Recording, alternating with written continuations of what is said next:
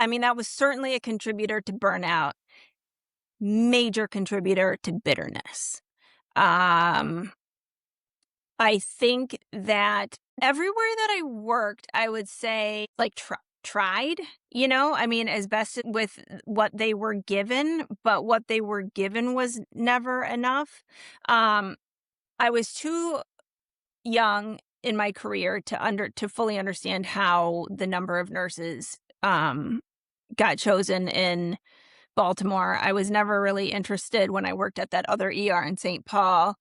When I was on the burn unit, I ended up learning, there was a grid, a staffing and a staffing grid, but it was only based on number of patients of, on the unit, like beds filled. So acuity didn't get taken into account. Um, one time we had a person whose face was so badly burned that we couldn't get their ET tube secured with the normal strapping because the adhesive wouldn't stick. So it was like wired to a tooth, like that's one-to-one care. You can't leave that patient by themselves. There were just times when you couldn't leave. They had to be a one-to-one. Sometimes they almost had to be a two-to-one.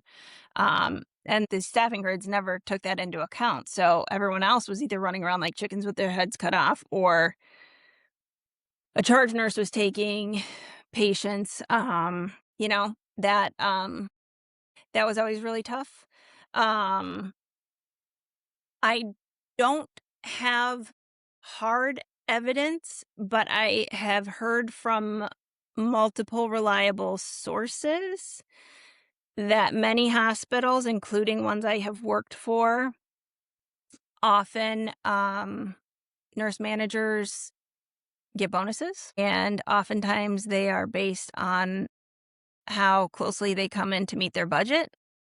And so, what's one of the biggest expenses on their budget? Staffing. And I remember sometimes our nurse manager would come out and look at the grid when, it was about to be shift change, and would be like, run with one less nurse and it counts for 6.5 nurses and 1.5 aides, right?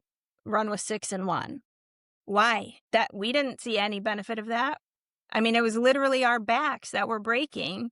And if the rumor is true, um, her getting her bonus. I was pretty bitter about all that. I still am. You mean the pizza parties didn't make up for that? Yeah.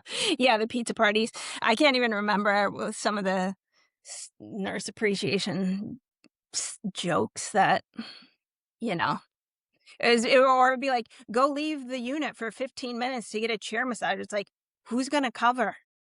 No shit. How are we going to do this? And then what? There's a line of 15 nurses? No, or it would only be for day shift. Yeah. Yeah. It's like the operation is 24/7 here. Right. And, I that's one of those things that I think it's really hard to mistake what the priority is, right? Hmm. Um, it's clearly that administration doesn't give a shit about staff so long as their numbers look good. And the decisions are all made by people that wear suits and never step foot on the unit to know what the fuck is actually going on. Right. And I don't have any interest in the business side of things. I'm sure they're operating in tight margins.